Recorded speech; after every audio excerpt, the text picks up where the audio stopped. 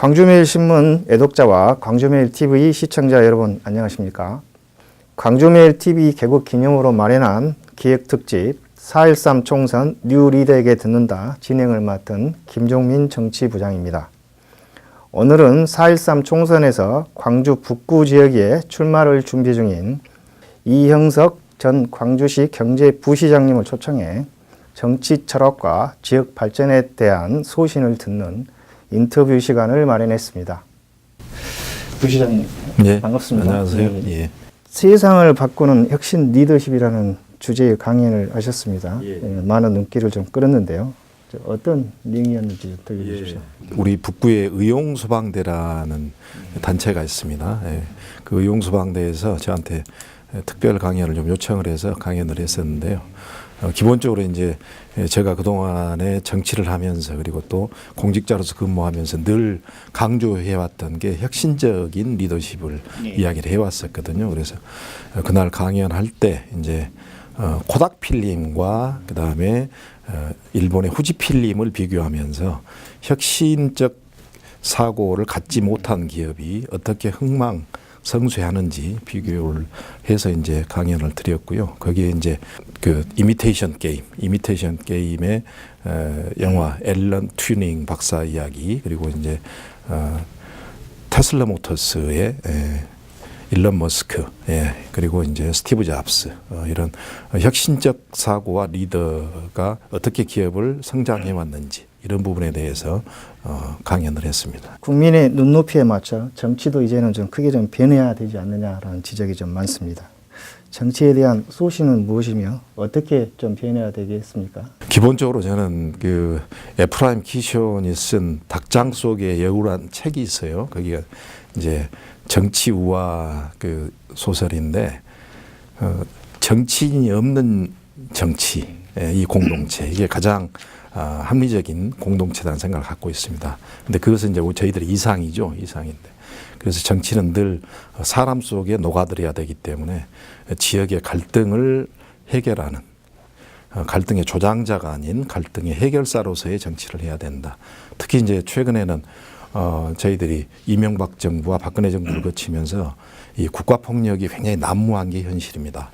예를 들어서 세월호 같은 경우도 부작위에 의한 어떻게 보면 살인이라는 그런 법학자들의 의견까지 나올 정도로 국가폭력이 난무하는 더더군다나 이 세월호의 진상을 요구하는 데 대해서 물대포를 발사하는 이런 지금 정부의 여러 가지 행태 이런 걸 봤을 때 이 정치라는 게 서민의 눈물을 닦아주는 것도 필요하지만 국가폭력을 최소화하는 것도 요즘에 민주화 이후의 정치에서는 필요하다는 생각을 갖고 있습니다. 그래서 그런 방향의 즉 우리 서민과 중산층을 대변하면서도 국민의 갈등을 최소화시키는 부분 그리고 또 국가폭력을 최소화시키는 그런 정치를 하고 싶은 게 저의 소신입니다. 더불어민주당의 간판으로 선거를 치르지 못하겠다고 지역 국회의원님들하고 지방의원들이 잇따라 탈당을 했습니다.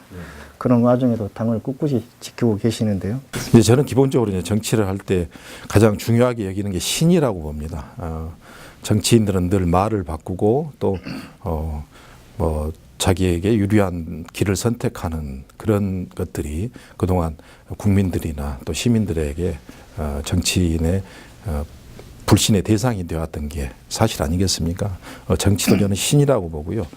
당이 어렵더라도 꿋꿋하게 그 길을 감으로 해서 그리고 또 당 내에서 혁신을 주도하고 당을 변화시킴으로 인해서 국민의 지지와 신뢰를 얻어내는 게 그게 온당한 길이라는 생각입니다. 그래서 더불어민주당을 떠나지 않고 꿋꿋하게 지켜왔고요. 지금은 어떻게 보면 그게 많은 지지자 유권자들로부터 다시 한번 지지를 얻어가는 그런 양태로 나타나는 것 같습니다. 연장선일 수 있겠습니다만 더불어민주당이 제대로 그동안 하지 못해서 특히 지도부가 제대로 못해서 원인을 제공했다는 여론도 좀 있습니다. 더 민주당이 좀 황골탈퇴나 다름없는 계획이 필요하지 않냐라는 지적도 많습니다. 최근에 또 문 대표가 사퇴하셨습니다. 분위기가 좀 많이 달라진 것 같은데요. 기본적으로 이제 이렇게 보시면 될 것 같습니다.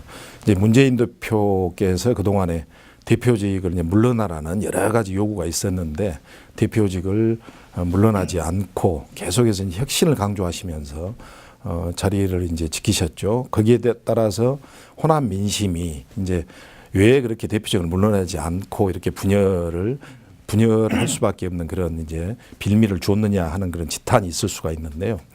한편으로 반대적으로 생각을 하면 다른 각도에서 다른 시선으로 보게 되면 예를 들어서 문재인 대표가 거기서 물러나게 되면 어떤 공동선대위랄지 또는 비상대책위가 구성이 될 거예요. 여기에는 각 계파의 대표들이 포진할 수밖에 없습니다.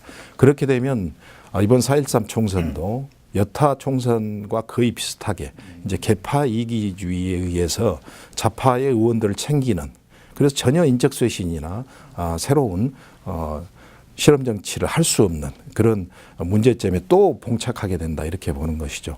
저는 그래서 문재인 대표께서 호남의 많은 그런 욕을 얻어 먹으면서까지도 버텼던 이유가 한 가지 또 이렇게 인적 쇄신을 할 수 있는 그런 새로운 전기, 계기가 마련됐다는 생각도 갖고 있습니다. 그리고 이제 그런 여러분들이 탈당을 함으로 해서 그 빈자리를 요즘에 보시면은 표창원 박사랄지 또는 또 양양자, 삼선영자 상무랄지 또 오기영 변호사, 그리고 또 이철희 소장까지 이번에 입당을 했지 않습니까? 더더군다나 얼마 전에는 고 김대중 대통령의 삼남이죠. 김홍걸 씨까지 입당을 함으로 해서 당이 이제 더 새로워지고 더 젊어지고 더 혁신적으로 변해가고 있거든요. 이런 게 어떻게 보면 그동안 저희들이 아파왔던 아픔만큼 성숙한 더불어민주당이 되고 있다, 그렇게 생각을 합니다. 광주에서 토크 콘서트가 열렸습니다. 예, 그 전에서 뭐 새로운 더 민주당을 선보이겠다라고 말씀하신 것 같습니다. 기대가 좀 많습니다. 예. 당에 이제 새로운 인재들이 들어왔고, 그리고 또 그동안에 늘 정치를 변화시켜야 된다, 이제는 변해야 된다는 그런 요구들이 있었기 때문에 그런 부분들을 새롭게 만들어낼 수 있는 새로운 이제 진영을 구축한 것이죠, 저희들이.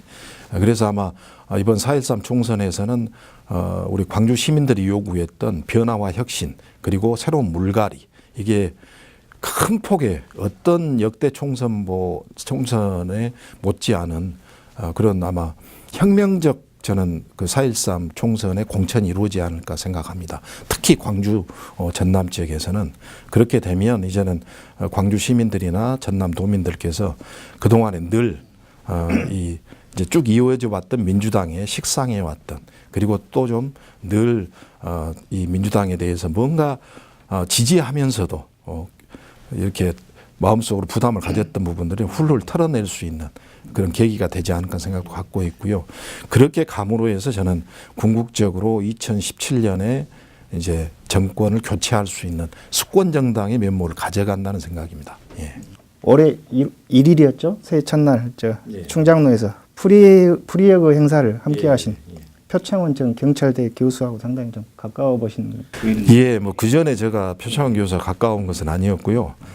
그 이제 이번 선거를 앞두고 제가 이제 같이 일할 친구들 이렇게 이제 그 여러 후배들을 같이 만나고 있었는데, 마침 저 선거 사무장이 지금 경찰대 출신의 후배예요. 그래서 이 친구가 이제 표창원 교수하고 선후배가 아니어서 마침 이제 표 교수께서 광주에서 프리역을 한다고 그래서 저는 이제 그날 그 노무현 대통령 봉화마을 참배를 가려고 계획을 잡았었는데, 아무도 어떤 이제 당시에는 그 안철수 신당 바람이 이렇게 불어 있는 상황이어서 표창원 박사가 와서 이런 행사를 함에도 불구하고 누구도 후보들이 또는 현역 의원들이 거기에 동참하지 않는 상황이었습니다. 그래서 저라도 표창원 박사와 같이 좀 행사를 진행해야 되겠다 싶어서 나갔는데, 많은 시민들이 참여를 해줬고, 또 저도 개인적으로는 거기서 표창원 박사와 새로운 또 인연을 만들 수 있는 계기도 됐고요. 이런 것들이 아마 그날 굉장히 행사가 큰 호응을 이뤘던 계기가 된 것 같습니다. 예. 또 한 분 좀 관심을 모으고 계시는 분이 계시죠. 제가 광주해상 출신으로 임원까지 오른 고졸 신화의 주인공으로 알려져 있습니다. 양양자 전 삼성전자 상무가 광주에서 시민들한테 인사를 드렸습니다. 예. 저도 이제 지역을 이렇게 쭉 돌아다녀 보는데 의외로 그 우리 양양자 상무에 대한 이야기가 많습니다. 그래서 아무래도 이 양양자 상무가 삼성이라는 거대 그룹, 특히 또 이제 뭐 이런 말씀 드리기는 뭐합니다만, 그동안에 이제 삼성전자는 호남 출신을 상당히 이렇게 호남 출신이 가서 성장하기는 어려운 기업으로 이렇게 여겨졌지 않습니까? 특히 이제 우리 사회가 여성들은 늘 유리천장이 있어 왔던 게 사실이잖아요. 편견을 버린다고는 하지만. 근데 그런 유리천장을 뚫고 대삼성전자의 이제 상무로 이렇게 발탁이 됐던 부분에 대한 스토리가 있고, 또 양양대 상무가 이제 반도체 전문가라 그래요. 거기에 대한 컨텐츠가 있기 때문에 새롭게 변해가는 우리 더불어민주당에 아주 딱 맞는 그런 인재여서 많은 지역민들이 관심을 갖고 있는 것 같습니다. 저도 개인적으로 굉장히 기대가 큽니다. 예. 4.13 총선이 얼마 남지 않은 것 같습니다. 광주 북구 을 ABU로 지금 뛰고 계시죠? 예. 그 지역의 당면한 현안은 혹시 무엇으로 지금 진단하고 계십니까? 저는 이제 지금 이번 4.13 총선을 준비하는 광주 지역에 여러 후보들이 있을 겁니다만, 뭐 기존의 국회의원들을 제외하고 예비 후보 중에서는 아마 지역 정치부터 시작해서 중앙 정치, 그리고 또 이제 경제부 시장이라는 행정의 경험까지 두루 겸비한 후보는 아마 유일할 것 같아요. 저는 늘 98년 제가 시의회에 진출해서 광주를 고민해 왔던 약 한 20년 가까이 광주를 고민해 왔기 때문에 광주 발전에 대한 비전은 저 나름대로 많은 부분을 생각하고 또 염두에 뒀습니다. 특히 우리 북구와 관련돼서는 지금 현재 가장 문제가 되고 있는 게 광주역의 활성화 부분입니다. KTX가 이제 송정역으로 일원화됨으로 해서 광주역을 어떻게 다시 활성화시킬 것인가 하는 부분이 있고요. 또 한 가지는 31사단 이전 문제죠. 광주시의 이제 군사시설과 관련된 이전 문제가 이제 세 군데가 문제가 있는데요. 첫 번째는 무등산 이제 방공포대 이전, 그리고 두 번째가 31사단 이전, 그리고 이제 세 번째가 광주 군공항 이전. 이 세 가지가 큰 이제 군사시설 이전을 어떻게 할 것인지 광주의 문제거리였는데, 첫 번째 문제는 해결이 됐습니다. 무등산에 군사시설을 이전하는 것으로 합의가 됐고요. 그리고 이제 두 번째 문제, 31사단 이전, 이것은 지금 빠른 시일 내에 저희들이 해결해야 할 부분이고요. 세 번째 군공항 이전과 관련돼서는 아마 상무지구나 운암동, 독림동, 그래서 저희 선거구도 포함이 되거든요. 여기에 계신 주민들은 엄청난 소음 피해에 시달리고 있습니다. 이 부분은 제가 경제부 시장을 할 때 법률이 만들어졌습니다. 군공항 이전 특별법이 만들어졌는데 이 법률에 좀 문제가 있어요. 지금 이 법률에 포함된 기부대 양해 방식으로 가서는 이전이 쉽지가 않습니다. 광주는. 그래서 이 기부대 양해 방식의 법률 조항을 특별회계 방식으로 바꿔주는 또 노력을 해야 될 것 같습니다. 예. 광주시의회 의장님으로 또 광주시 경제부시장님을 지내셨습니다. 광주 발전을 위한 소신이 있으실 것 같은데요. 이제 광주는 무엇보다도 경제적인 부분에서는 산업 구조를 다변화할 필요가 있다는 생각을 갖고 있습니다. 최근에 삼성전자 문제에서도 저희들이 큰 지금 경제적인 그런 타격을 입지 않을까 우려들 지금 많이 하고 있는 게 사실 아닙니까? 그동안에 광주의 제조업 생산 포션을 기아자동차와 삼성전자가 50% 가까이를 유지했던 게 사실인데, 이제는 이제 삼성전자는 포지션이 좀 줄고요. 포션이 기아자동차는 좀 늘어나고 있습니다. 근데 저희들이 자동차 100만 대 생산 도시 조성을 위한 노력도 하고 있습니다만, 기아자동차에만 또 너무 편중된 산업 구조를 갖는 것도 이것은 굉장한 리스크를 안는 거거든요. 뭐 미국의 디트로이트 시티랄지 독일의 슈투트가르트 이런 데가 다 그런 위험성에 빠졌던 그런 경험이 있는 도시들입니다. 그래서 이런 부분에 대한 산업 구조를 다변화할 수 있는 데 대해서 앞으로 고민을 많이 해야 됩니다. 즉 기존에 있는 기아자동차를 더 확대 재생산하는 그런 노력도 필요하지만, 또 기존의 산업 구조를 다변화하는 그런 노력도 병행해서 가야 될 그런 준비들을 해 갈 필요가 있습니다. 예. 박근혜 대통령에 이어 황교안 국무총리, 유일호 경제부총리까지 민생구하기 입법 촉구 1천만 서명 운동에 동참한 것과 관련해서 선동정치로 노동학법을 호도해서는 안 된다, 이렇게 지적하신 바 있습니다. 밀어붙이기식 추진을 중단하라고 촉구하셨는데요. 지금 박근혜 대통령이나 황교안 부총리, 유일호 경제부총리가 서명한 이 법안은 제가 볼 때는 민생 구하기 법안이 아니고 민생 속이기 법안입니다. 예를 들어서 지금 쉬운 해고, 즉 저성과자를 해고한다는 내용, 또 취업 규칙을 변경하겠다는 양대 지침 같은 경우는 이건 어떻게 보면은 노동계를 완전히 무시한 처사라고 봅니다. 특히 지금 우리 사회의 문제점은 이 정규직과 비정규직의 문제가 굉장히 큰 사회적 문제로 대두되고 있는 게 사실이거든요. 이 비정규직 문제를 해결하지 않고서는 우리의 경제를 이야기할 수도 없고, 그다음에 국가의 지속적인 발전도 저는 논하기 어렵다고 봅니다. 기본적으로 소득 주도 성장을 저희들이 유도해 내기 위해서는 비정규직 문제를 해결해야 될 텐데, 이런 비정규직 문제는 그대로 두면서 다시 또 쉬운 해고, 그리고 또 취업규칙 변경을 통해서 노동계를 압박하는 것은 이건 전혀 맞지 않다고 생각하고요. 대통령이나 또 총리가 그런데 서명을 한다는 것 자체가 이것은 어떻게 보면 국민 겁박, 협박을 하고 있는 그런 상황이라고 봅니다. 박근혜 대통령이나 황교안 총리는 그런 서명하기 이전에 빨리 노사정위원회를 다시 상식적이고 정상적인 노사정위원회를 가동을 해서 노동계와 국민적 컨센서스를 유도해내는 그런 역할들을 해서 노동법을 개혁을 하든지 또 경제성장을 주도해야지, 이렇게 밀어붙이기식으로 자기들이 선동적인 그런 정치행위를 한다는 것 자체는 저는 굉장히 위험스럽고 그런 행태 자체가 바람직하지 못하다 하는 생각입니다. 사회 문제된 지 오래죠. 청년 실업 해결에도 상당히 적극적으로 나서고 계신 걸로 알고 있습니다. 기본적으로 지금 뭐 우리 청년들이 얼마나 힘든 그런 시대를 살고 있습니까? 이건 모두 저희들이 같이 공감하고 또 해답을 내줘야 될 그런 필요성이 있다고 봅니다. 로제타 플랜, 즉 청년 실업 해소를 위한 법안도 뭐 저희들 우리 국가에서도 만들어냈지만 이게 실질적으로 활용되지 않고 있는 거거든요. 기본적으로 청년 실업을 해결할 수 있는 여러 가지 방안들을 강구하는 게 앞으로 우리 정치가 해야 될 가장 중요한 영역이다. 그래서 청년에게 꿈과 희망을 줄 수 있는 그런 정치, 그리고 경제가 되는 게 저희 꿈이고 희망입니다. 그런 역할들을 반드시 해내도록 하겠습니다. 더불어민주당 후보로 정치 소신과 능력, 정책 선거를 표방해 오셨습니다.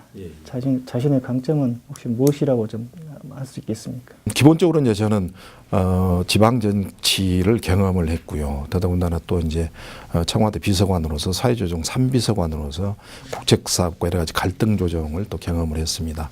특히 얼마 전까지는 광주의 경제부시장으로서 광주의 경제 전반에 대한 해법들을 찾아나가는 노력들을 해왔기 때문에 광주에 대해서 누구보다 잘 알고 있고 광주를 어떻게 만들어갈 것인지 고민해왔던 후보입니다.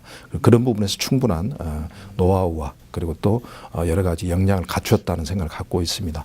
이런 것들을 이제 기회가 부여된다면, 기회는 유권자들이 주시는 거기 때문에 광주 시민들께서 지역의 유권자들이 저에게 기회를 주시면 제가 그동안에 꿈꿔왔던 그리고 또 준비해왔던 그런 것들을 광주시를 위해서 포부를 펼쳐나가도록 그렇게 하겠습니다. 명사에게 한 권의 책은 남다른 의미일 수 있습니다.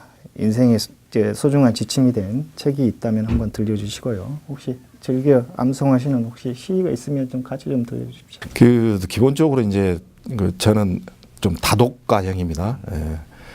제가 이 정치를 하는 그런 과정 속에서 몇 번 실패도 경험을 했어요. 그래서 그 쉬는 동안에는 거의 책과 더불어 살아왔던 게 이제 사실인데, 한때는 1년에 100권을 읽어볼 계획도 잡았습니다. 굉장히 어렵더라고요. 근데 일주일에 이제 1년에 50권을 잡으면 일주일에 한 권을 읽는 건데, 그 경우도 굉장히 힘들었던 게 사실입니다. 근데 최근에 신영복 선생이 이제 작고하셨잖아요. 저희 우리 국민들로서는 굉장히 안타까운 분이 이제 운명하셨는데, 저는 개인적으로 신영복 선생이 쓰셨던 감옥으로부터의 사색, 이게 굉장히 저에게는 감명을 줬던 책입니다. 그분이 20년간 그 20대 후반에 그것도 어떻게 보면 국가폭력의 피해자죠. 20년간을 감옥에서 그렇게 생활하시면서 저는 그 책의 이렇게 내용들을 읽으면서 정말 그 가슴속에 눈물을 많이 흘렸어요. 대신 그분이 그 책에서 한 번도 이 정치권이나 정권에 대한 비판하지 않는 얼마나 자제된 그 자기의 울분이나 이런 걸 감추면서 그렇게 생활하셨을까.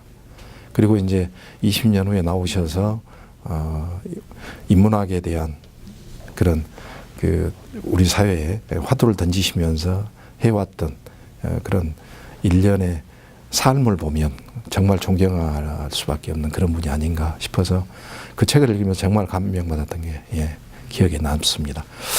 그리고 이제 시는 도뇨단 선생의 담쟁이라는 시를 제가 좋아하는데 늘 끊임없이 이렇게 도전하는 그런 담쟁이처럼 살고 싶어서 담쟁이 시를 좋아합니다만 마지막으로 추가하고 싶거나 지역 주민들에게 한 말씀 해주십시오. 네, 우리 북구에 거주하시는 지역의 유권자 여러분 대단히 반갑습니다. 오늘 광주매일TV에서 이렇게 인터뷰를 하게 됐습니다. 4.13 총선을 앞두고 열심히 발로 뛰고 있는데요. 우리 유권자 여러분들께서 아시다시피 지역민 여러분께서 아시다시피 저는 우리 북구리 저의 정치적 고향입니다. 거기에서 15년 전에 시의원에 당선이 됐고요. 또 우리 유권자들께서 도와주셔서 만 39세의 나이에 시의회 의장을 했습니다. 시의회 의장을 할 때 우리 지역 발전을 위해서 많은 일들을 해왔던 기억이 납니다. 그리고 이제 그 뒤에는 청와대 비서관 그리고 또 광주시 경제부시장으로 이제 체중을 좀 많이 늘렸습니다. 몸집을 늘렸습니다. 그만큼 체중을 늘릴 만큼 또 우리 지역을 위해서 일할 수 있는 역량도 갖추었습니다. 유권자 여러분들께서 그동안 늘 키워줘 왔던 이영석을 이번에 좀 더 큰 일에 써 주십시오. 이영석이 반드시 우리 지역 발전과 그리고 또 2017년 정권 교체를 반드시 이루어내겠습니다. 그렇게 함으로 해서 우리 지역 주민이 꿈꾸는 그런 정치 그리고 또 그런 광주를 만들어내겠습니다. 고맙습니다. 새해 복 많이 받으세요. 예. 이상으로 이영석 전 광주시 경제부시장님으로부터 정치 철학과 지역 발전에 대한 청사진을 들어봤습니다. 광주매일신문과 광주매일TV는 시민의 올바른 선택을 위해 4.13 총선 출마 예정자를 대상으로 인터뷰를 이어갈 예정입니다. 앞으로도 많은 관심과 성원을 부탁드립니다.